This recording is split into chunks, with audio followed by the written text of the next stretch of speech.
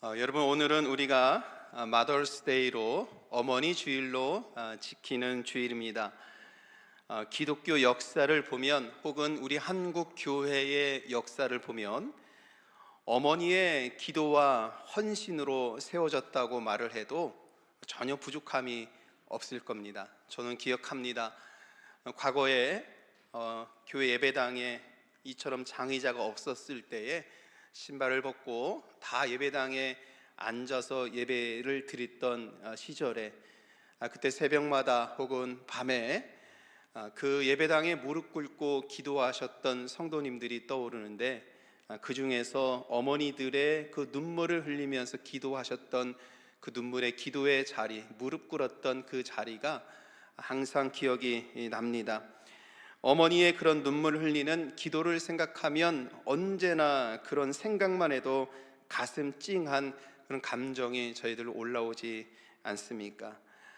저도 이제 곧 나이 50이 되어가는 그런 나이인데, 근데 아직도 저희 부모님은 저를 보면서 어린 자식처럼 노심초사 걱정하시고, 어디 하루 외출만 한다고 하면 그 잔소리가 얼마나 많으신지, 이거 챙겨라 저거 챙겨라부터 시작을 해서 아직도 저를 어린아이 생각을 하시면서 그렇게 걱정하시며 기도하십니다.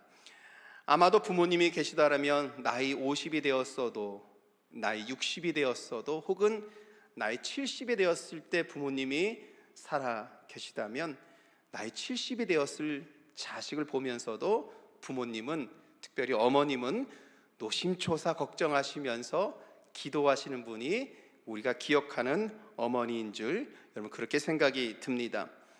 한국의 어머니를 생각하면, 특별히 마더스데이를 떠오르면 우리 심순덕 작가가 쓴 엄마는 그래도 되는 줄 알았습니다 라는 시가 자주 떠올려집니다. 아마 여러분들도 잘 알고 있을 거라 생각이 듭니다. 제가 좀 한번 읊어보겠습니다. 엄마는 그래도 되는 줄 알았습니다. 하루 종일 밭에서 죽어라 힘들게 일해도. 엄마는 그래도 되는 줄 알았습니다. 찬밥 한 덩이로 대충 부뚜막에 앉아 점심을 때워도. 엄마는 그래도 되는 줄 알았습니다. 한겨울 냇물에서 맨손으로 빨래를 방마리질 해도. 엄마는 그래도 되는 줄 알았습니다. 배부르다, 생각 없다, 식구들 다 먹이고 굶어도. 엄마는 그래도 되는 줄 알았습니다. 발 뒤꿈치 다 헤어져 이불이 소리를 내도. 엄마는 그래도 되는 줄 알았습니다. 손톱이 깎을 수조차 없이 닳고 문드러져도. 엄마는 그래도 되는 줄 알았습니다. 아버지가 화내고 자식들이 속을 썩여도 끄떡없는. 엄마는 그래도 되는 줄 알았습니다. 외할머니 보고 싶다, 외할머니 보고 싶다. 그것이 그냥 넋두리인 줄만. 한밤중 자다 깨어 방구석에서 한없이 소리 죽여 울던 엄마를 본 후, 엄마는 그러면 안 되는 것이었습니다. 심순덕의 엄마는 그래도 되는 줄 알았습니다 라는 시입니다. 어머니 주일날 이 시를 생각을 하면서 한국의 모든 사람들이 떠올릴 수 있을 만한 어머니의 모습을 이 시에서는 잘 그리고 있습니다. 그리고 어머니가 이 땅에서 우리에게 어떠한 존재인지를 잘 보여주는 글이라는 생각이 듭니다. 우리 모두는 이러한 어머니를 두고 있습니다. 아마 어떤 분들에게서는, 여기 계신 분들 중에서는 이미 여러분들의 어머니가 하늘나라에 계시는 분이 계실 수도 있습니다. 혹은 여러분들의 어머니가 아주 멀리 계셔서 자주 뵙지 못하는 그런 경우, 여러 경우가 우리는 있을 수 있습니다만, 오늘 어머니 주일을 맞이하여서 그 어머니의 헌신적인 사랑을 기억하고요, 그리고 특별히 여기 또 어머니로 계시니까 여러분들의 어머니로 서 있는 여러분들 가운데 거룩하신 하나님의 위로와 사랑이 충만하실 줄 믿습니다. 오늘은 어머니 주일을 보내면서 부활절 6번째 주일로 보내게 됩니다. 바라기는 어머니의 이 거룩하신 헌신적인 사랑을 기억을 하면서 그 어머니의 사랑을 통해서 하나님 아버지의 사랑을 보고 만날 수 있는 거룩하고 귀한 시간이 되었으면 좋겠습니다. 기독교 신앙은 사랑의 종교라 할 수 있습니다. 가장 많이 사랑을 말하는 곳이 교회입니다. 교회는 사랑을 떼어서 분리해서 생각할 수 없는 곳이 교회이고, 성도들은 사랑이라는 것과 떨어져서 살아갈 수 없는 존재입니다. 우리 스스로 사랑할 준비가 되어 있지 않아도 성경은 늘 우리들에게 말씀합니다. 사랑하라고요. 내 스스로가 사랑하는 것이 어떻게 하는 것이 잘 몰라도, 준비가 되어 있지 않아도 성경은 우리들에게 늘 말씀합니다. 서로 사랑하라. 얼만큼 내가 사랑해야 하는지, 얼마나 깊게 사랑해야 되는지, 어떻게 사랑을 실천해야 되는지 잘 모르고 준비가 안 되어 있는 상태임에도 불구하고 주님께서는 성경 말씀을 통해서 오늘도 저희들에게 말씀합니다. 원수까지도 사랑하라. 기독교는 그래서 사랑의 종교다라고 말을 할 수 있습니다. 사람이 사랑을 하면 하나님의 은혜와 거룩함이 보여지는 것 같습니다. 그래서 어머니의 헌신적인 사랑에서 하나님의 사랑을 볼 수 있는 것입니다. 우리가 서로 사랑해야 하는 것이 얼마나 중요하냐면, 사랑하지 않으면 여러분, 인간의 마음 속에는 사랑의 마음만 있는 것이 아니라 악한 마음이 가득할 수도 있습니다. 여러분, 인간은 히틀러와 같은 인물을 배출할 수도 있습니다.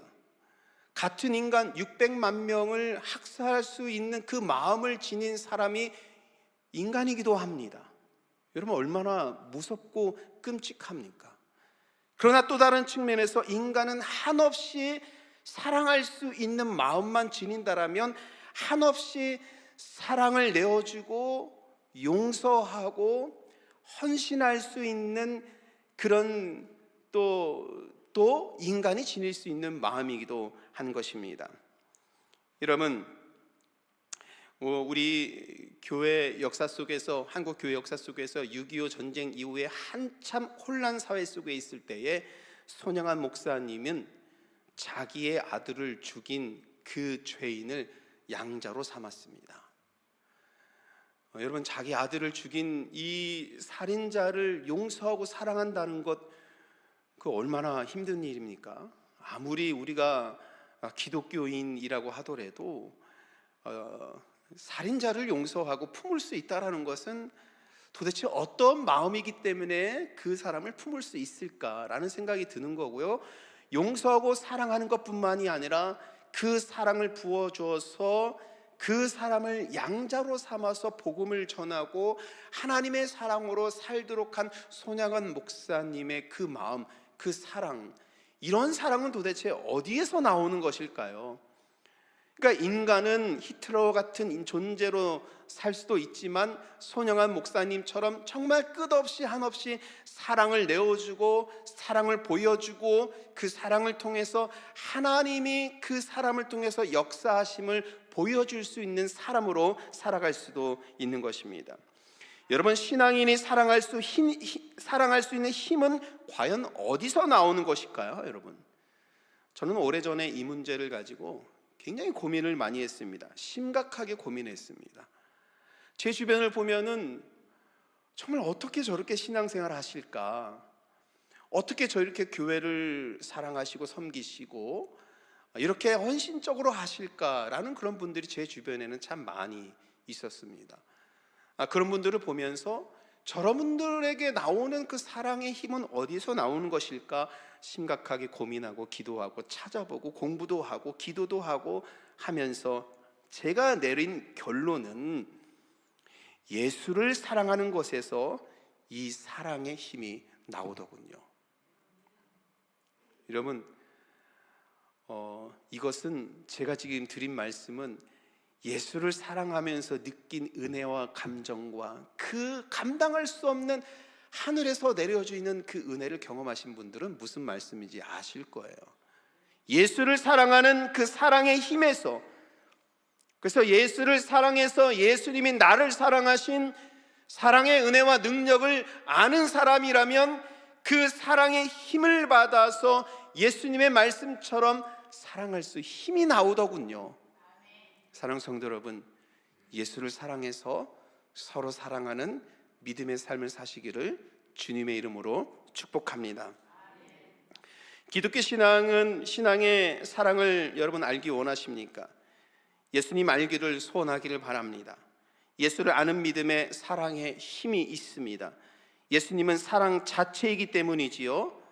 예수님을 사랑할 때 비로소 우리의 닫혀져 있는 사랑의 문이 열리고 예수를 사랑해서 예수님이 나를 사랑하신다는 것을 깨달을 때, 알게 될 때, 체험할 때, 경험할 때 비로소 어떻게 사랑하는지 모르지만 사랑할 수 있는 능력을 하나님께서 주시게 되는 것입니다. 오늘 15절 말씀에서는 이 말씀의 비밀이 담겨져 있죠. 15절 같이 한번 읽어보겠습니다. 너희가 나를 사랑하면 나의 계명을 지키리라. 자, 여러분, 이 말씀 속에서 예수님은 자기를 사랑한다면 이라는 조건을 말씀하십니다. 그렇다면 계명을 지켜라 라고 말씀을 하고 있지요. 그런데 똑같은 말씀 21절에 가면 이렇게 되어 있습니다. 나의 계명을 지키는 자라야 나를 사랑하는 자다라고 말씀하고 있습니다.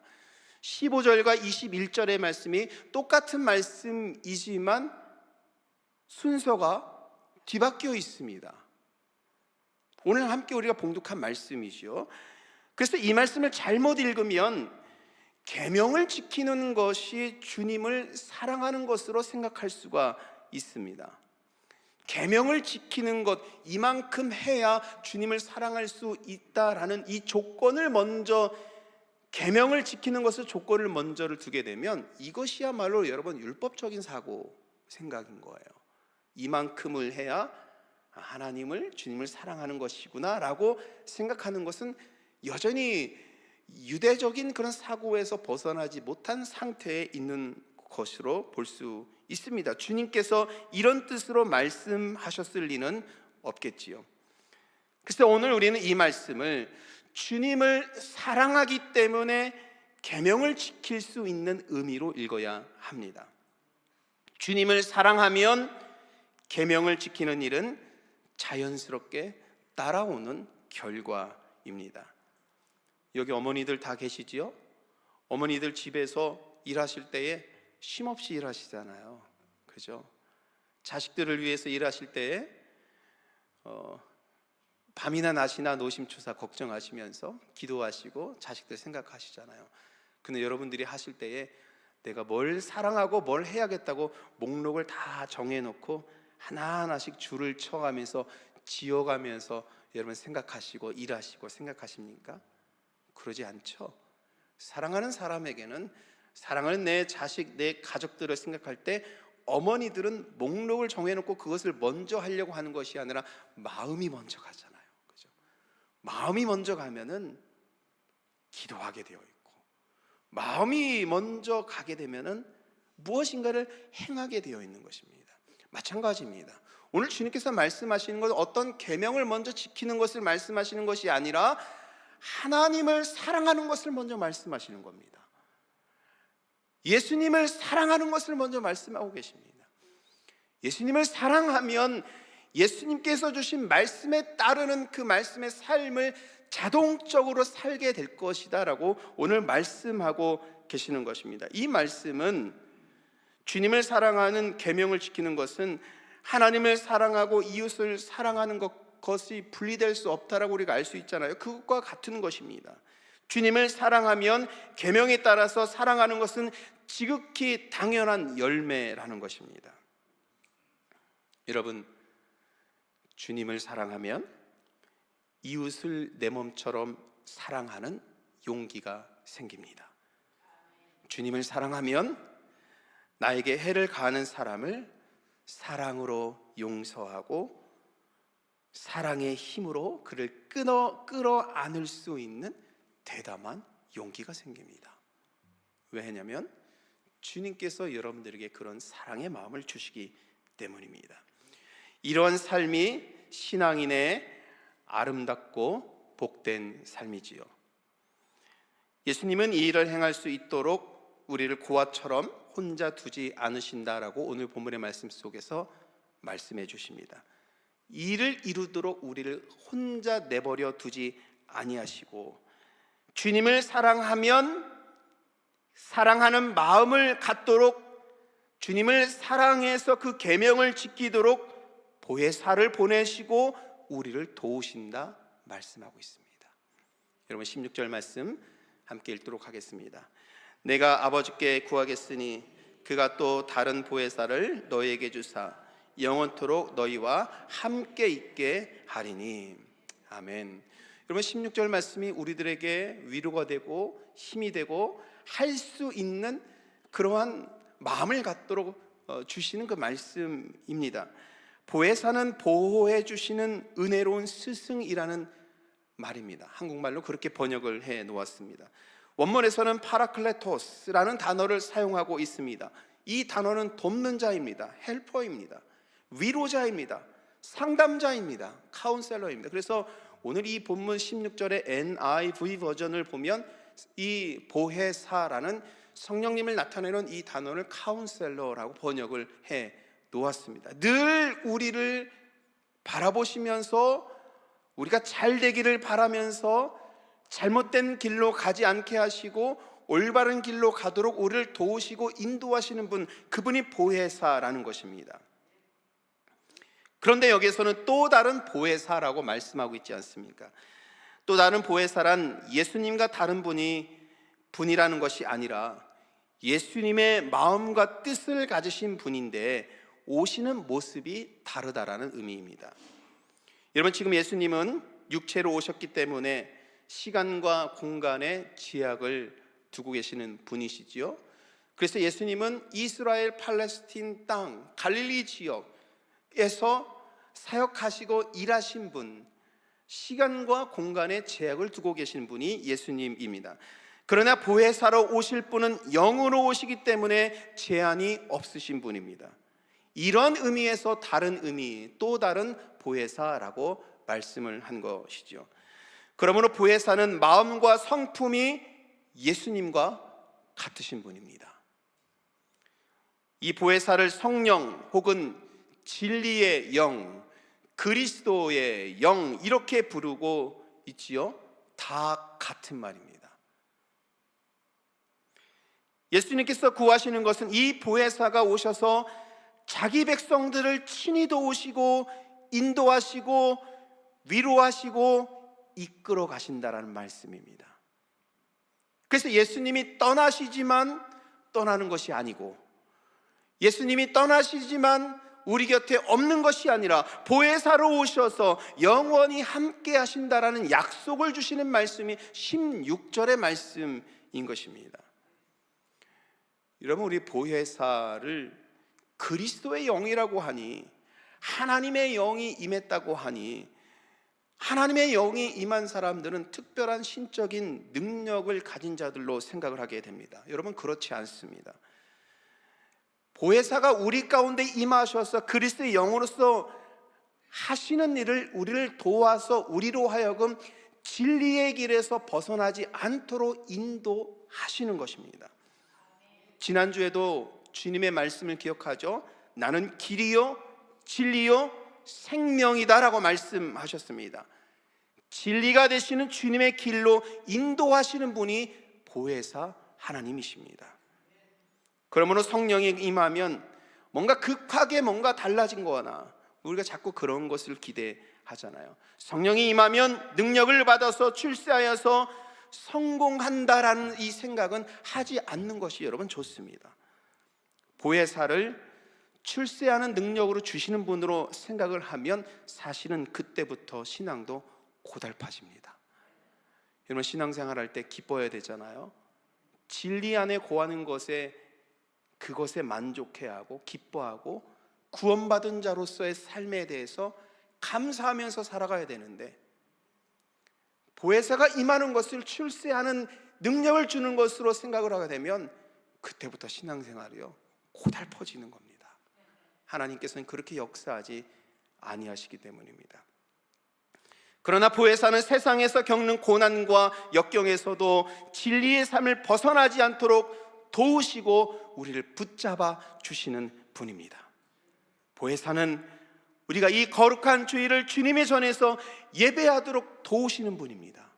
오늘도 우리가 이 거룩한 아침에 이 예배당에 나와서 예배한 것은 성령 하나님께서 우리들의 마음속에서 감동을 주셔서 여러분을 이 자리에 있게 하셨고, 우리의 마음과 정성을 다하여 진리를 다하여 주님을 찬양할 수 있도록 도와주시는 것입니다. 보혜사는 한 마음으로 모여 주님의 나라 확장을 위해 전도하고 선교하도록 아이디어도 주시고 일하게 하시고 봉사하게 하시고 헌신하게 하시는 이런 마음을 주시는 분이 보혜사입니다. 우리의 부족한 점을 채우시는 분이십니다. 살다 보면 이런저런 일 겪게 되는데 만사가 다 귀찮아질 때, 그래서 교회 나오는 것도 귀찮아질 때, 우리들에게는 그런 일이 없을 거라고 믿지만요, 귀찮아질 때 성령께서 마음에 감동 주십니다. 교회 나가서 예배하고 찬양하여서 하늘의 은총으로 살아가라고 우리를 진리의 이 길에서 벗어나지 않고 진리의 길을 걸어갈 수 있도록 도와주시는 분, 보혜사입니다. 오늘 말씀 속에서 세상은 이 진리의 영을 알지 못하지만 17절에 말씀하십니다. 너희는 그를 아나니. 여기서 너희는 누구입니까? 제자들이죠. 오늘날 이 말씀을 읽는 우리들로 볼 수도 있습니다. 너희는 그를 아나니 그는 너희와 함께 거하시며 또 너희 속에 계시겠음이라. 오늘 우리는 너희 속에 계시겠다라는 주님의 말씀을 믿어야 될 줄 믿습니다. 여기 대부분의 분들은 신앙생활을 오래 하신 분들입니다. 제가 이렇게 보니까 제 나이보다도 더 신앙생활 오래 하신 분들도 계시고, 평생 그리고 앞으로도 주님 부르시는 그날까지 신앙생활을 하실 그런 분들입니다. 여러분들은 이런 보혜사의 인도하심을 여러분 경험하고 있습니까? 이 질문은 실제적인 질문이지요. 신앙생활하면서 살아가면서 이 보혜사의 인도하심, 도우심, 카운셀러, 그러니까 갈등이 막 일어나고, 신앙의 갈등이 막 일어나고 어려워하고 힘들어할 때 내 마음을 잡아주시는 이러한 실제적인 은혜와 경험을 여러분 하고 계십니까? 그러면서 저는 제 삶을 먼저 돌아보았죠. 말씀을 준비하면서. 그러면서 저는 늘 설교자로 여기에 서 있습니다. 그리고 한 교회를 담임하고 있는 목사로서 여러분들 앞에 서 있습니다. 설교자의 삶이라는 것은 여러분, 하나님의 영을 의지하지 않고는 설 수 없다라는 것, 이것이 목회를 하면 할수록 절실해집니다.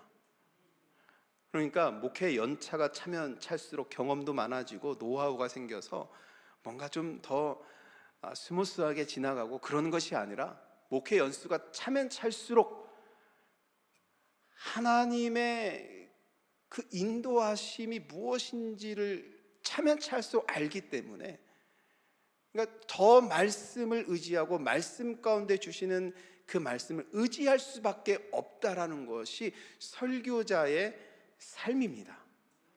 그래서 여러분, 제가 이 강단에 서서 말씀을 전할 때에 제가 먼저 이 말씀에 대한 은혜와 마음의 감동과 보혜사의 저를 움직이시는 은혜와 감동, 또 설교문을 작성하게 하시는 그런 시간 동안에 성령님과 동행하는 이런 시간이 없이 여기 쓴다라고 하면, 그거는 그렇게 이 설교단에 쓰는 것은 목회 1, 2년 하고 끝날 수도 있는 거예요. 그러나 제 삶을 돌아보니까 설교자의 삶, 목회자의 삶, 하나님께서 주시는 움직이시는 그 마음의 감동과 은혜가 없으면 살 수 없고 설 수 없다라는 것을, 하나님의 말씀에 대한 은혜와 감동을 받고 헬퍼이신 하나님께서 도우심을 날마다 경험해야, 카운셀러이신 보혜사 성령 하나님께서 저를 인도하시는 그 은혜를 날마다 경험해야 이 자리에 설 수 있다라는 것을 알게 되는 겁니다. 매주 경험을 하게 되는 거지요. 여러분, 성도의 삶도 마찬가지입니다. 세상은 알지 못하지만 보혜사가 여러분들 심중 가운데 오셔서 함께 은혜의 삶을 살고 있을 줄 믿습니다. 성도의 삶은 다른 것이 아닙니다. 특별한 능력을 갖는 것보다도 더 중요한 것은 오늘 성령 하나님께서 내 마음속에 임재하셔서 나를 도우시고 인도하시고 갈등과 어려움 속에서 갓길로 세워져 나아갈 때 진리의 길을 가도록 오늘도 우리를 인도하시고 보호하시고 함께 하시는 그분이 내 안에 계시다는 것을 믿는 것, 여러분 믿으시길 바랍니다. 이것이 성도의 삶입니다. 우리의 모든 성도님들이 이 믿음을 가지고 살아간다면 여러분, 그러면 이 안에서 이런 성령의 역사하심을 경험하게 되면 정말 하나님의 그 놀라운 그런 은혜의 역사가 우리 가운데 일어나는 것입니다. 그분이 도우셔서 예배자로 서 있고 직분을 받아서 충성 봉사하는 것입니다. 보혜사가 임하여 주님을 사랑하게 하시고 그 믿음으로 이웃을 사랑하고 가족을 사랑하고 형제와 자매를 사랑하게 되는 것입니다. 여러분 가운데 성령의 도우심과 역사하심의 간증이 있어야 합니다.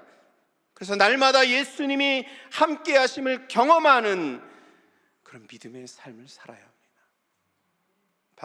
사랑하는 성도 여러분, 오늘 이 말씀을 통해서 주님께서 말씀하시지 않았습니까?